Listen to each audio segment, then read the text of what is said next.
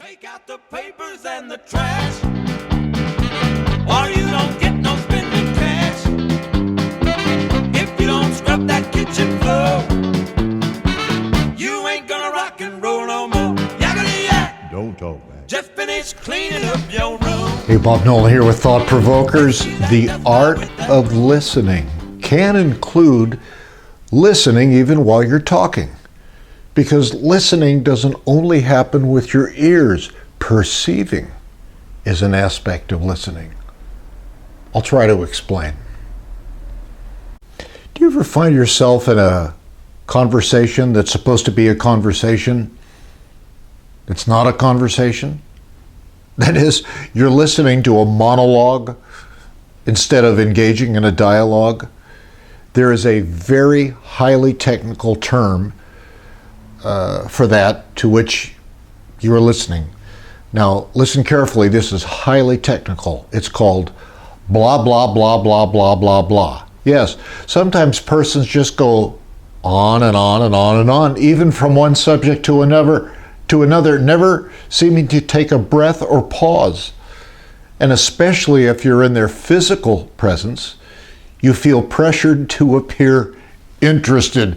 And then suddenly, when you're half asleep, they ask a question or make a comment about something they said about 8 minutes ago. And you're supposed to be familiar with what they said. And their monologue goes from 3 minutes to 6 minutes to 12 minutes. Would you tell me that you've never experienced this before?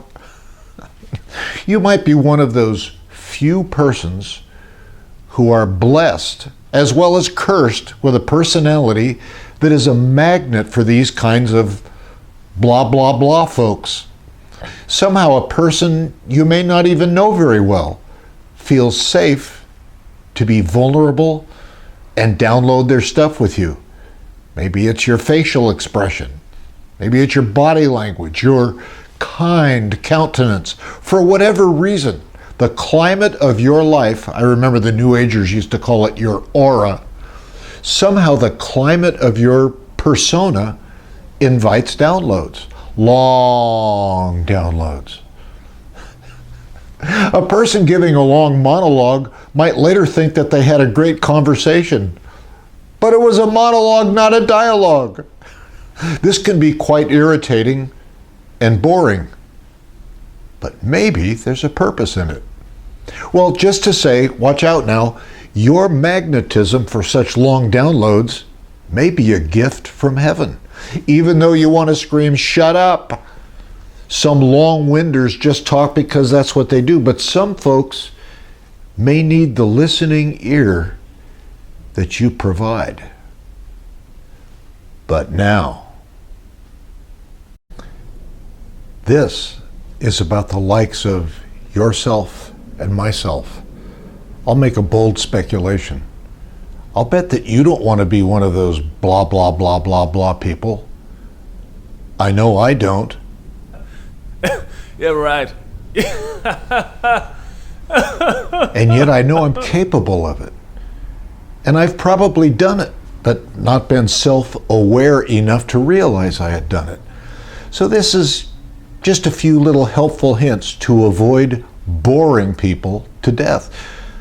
Listening isn't just being quiet. You can perceive your listeners. You can monitor your listeners by simply noticing some stuff that's pretty easy to see.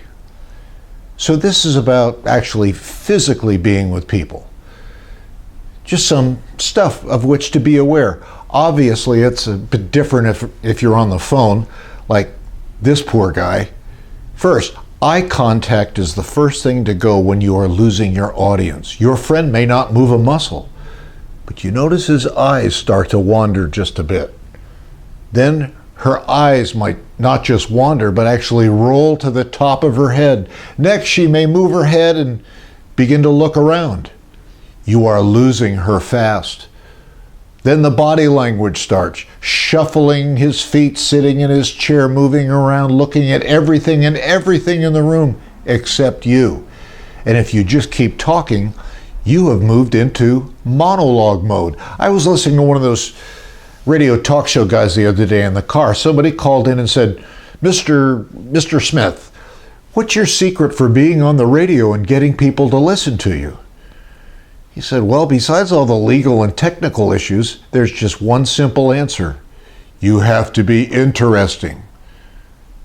Isn't that also true in just a normal conversation? Is what you have to say interesting? Or do you get results like these? Now, when it gets to this point, it may be game over. It's simply time to stop talking. In fact, to salvage a situation like this might only be to buy them dessert or offer them a gift card to Walmart. Does your listener interrupt? He may be telegraphing you to say that interrupting is the only way he gets to participate in what is supposed to be a conversation. Nobody likes being interrupted, and a decent, reasonable person like yourself doesn't like to interrupt his conversation partner. But if interrupting is the only way you get to say anything, maybe there's just a monologue going on. One way I know that someone doesn't want to listen to me is he asks me no questions. A question invites talking, yes? After a while, with no questions, you wonder if your conversation partner really wants to hear anything from you. You think? Well, we've all heard about listening skills, and those skills can ascend to an art form. Yes, creative listening that draws the treasures out of other people. And of all the adjectives and aspects of great listening, there's one feature that tops them all. To listen is a decision. Sometimes it involves a bit of patience and even toleration, but if I'm willing to make the choice to listen, the skills and artistry will follow as I learn some of these little helpful hints. And by the way, if you have any helpful hints to share, I'd be very glad to hear them, and I'll pass them on. I might be brilliant, I might be opinionated, I might even be controversial or irritating. And you know that I want to be thought-provoking, but if there's one thing I want to avoid at all costs, it's being boring. Bob Nolan with Thought Provokers, and you be interesting out there. Just tell your hula from outside. You ain't got time to take a ride. Yakety yak. Don't talk back. Yakety yak, yakety yak.